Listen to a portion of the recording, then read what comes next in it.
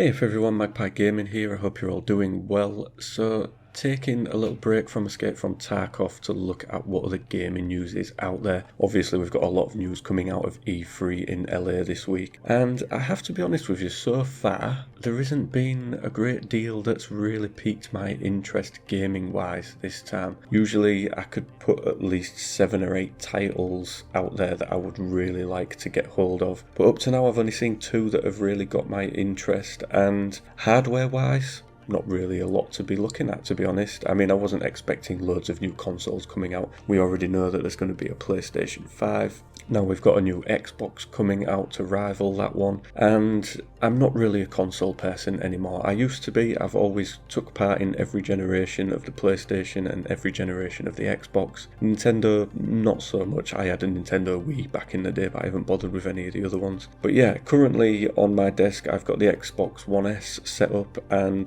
to be perfectly honest with you, it gets used for Netflix once in a while by my daughter, and that is it. I don't have any games for it. I don't game on it at all. It's more a glorified headphone stand at the moment. It just really doesn't get used. My PlayStation 4 is all packed away but in its box and put away in the garage. I don't bother with that at all. That was after having my account hacked and Sony refusing to reinstate it, so I just lost it. I lost the plot with that and didn't bother with it no more, and I probably won't ever bother with it again. But I will keep it because things like that do tend to be worth a lot of money after about 40 years. But yeah, hardware wise, the new Xbox, it's not going to be something that I'm going to take part in. I think this next generation of consoles, I'm not going to touch them. The PlayStation 5, the new Xbox. I am now just purely a PC gamer. I've been a PC gamer since 1997, and I think this is going to be one of those, first 3 or 4 years where I'm not going to touch consoles anymore. It's purely all about the PC gaming for me now. I think a lot of the exclusives was one of the reasons that I bought the different consoles, but now the vast majority of exclusives are getting ported over eventually to the PC anyway. When it comes to the Xbox and the PC with Microsoft, the lines are very blurred now about what you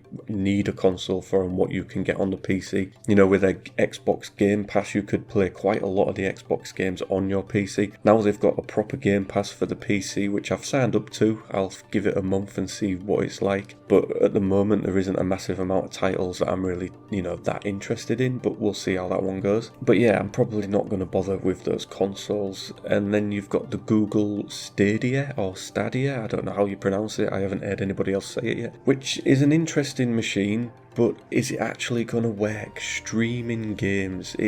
I don't know. Streaming works for movies, yep, that's fine, but obviously it buffers a certain amount of what you're doing, what you're watching, and you're not interacting with that content in any way. Whereas a game, you need to interact with it, so what's the input lag going to be like between moving your character and actually seeing it move on the screen? I don't know. I kind of hope that they do get it working properly. I mean, if anybody can get something like this working, it's going to be Google, one of the biggest tech companies on the planet. We've seen these streaming gaming services come and go before. They haven't worked because the network, the internet infrastructure just isn't there to deliver, the games at a decent speed. They did put a chart out, if I can find it, I'll put it on the screen, of what kind of quality you can expect depending on the internet service that you've got. The issue is that for the vast majority of countries, a lot of people aren't going to be able to get this because the network infrastructure just isn't there. I live in Kingston upon Hull here in England, in the northeast of England, and we have one of the fastest fibre services in the country. There are very few that can rival us here. We have one of the best in the country, but there are still black spots in the city where people can only get normal broadband. They're getting a couple of megabytes. It just isn't going to be enough. And then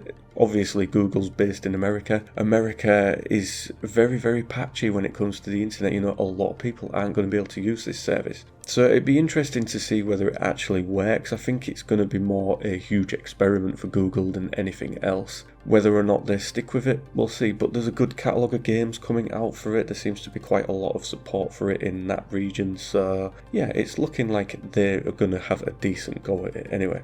So for the two games that have really interested me, obviously the first one is Cyberpunk 2077. This game, when we saw it, I think it was last year, and we saw a bit of gameplay footage of it, I thought, yeah, it looks good. It's looking really good. If you haven't seen any footage, I'll put some in the background now, as long as they don't copyright strike me. But yeah, I think The Witcher 3, but set 100 years in the future, it looks really, really good. I like what they're doing with it. CD Projekt Red as well. I think this is one time where you know that when the game comes out, you are going to be getting a game that is pretty much finished. You know, they don't rush games out. A lot of other developers would have that game out tomorrow and just patch the life out of it for a year. CD Projekt Red taking their time with it, doing it right. You know, it's not going to come out perfect. There will be patches and updates, but it will be near as damn it a decent, you know, full game. So I like the look of it. I think the Keanu Reeves cameo at the Xbox thing was quite good. I mean, who doesn't love a bit of Keanu Reeves? You know, I think he's a great actor. He's done some good films, and it just fucking never ages. He just looks the same. He's looked the same age for about the last 25 years. So yeah, I think that was a good thing on stage. That was probably the highlight of the Xbox conference. I can't really say what the rest of the conference was like, because I just skipped to the bit where Keanu Reeves was in it. I didn't bother with the rest. But yeah, Cyberpunk 2077 looks like a game that will steal a few hours off me. It will probably get me off Tarkov for a little while. Then the next one is Doom Eternal. I loved the last Doom that we had, which I think was 2016.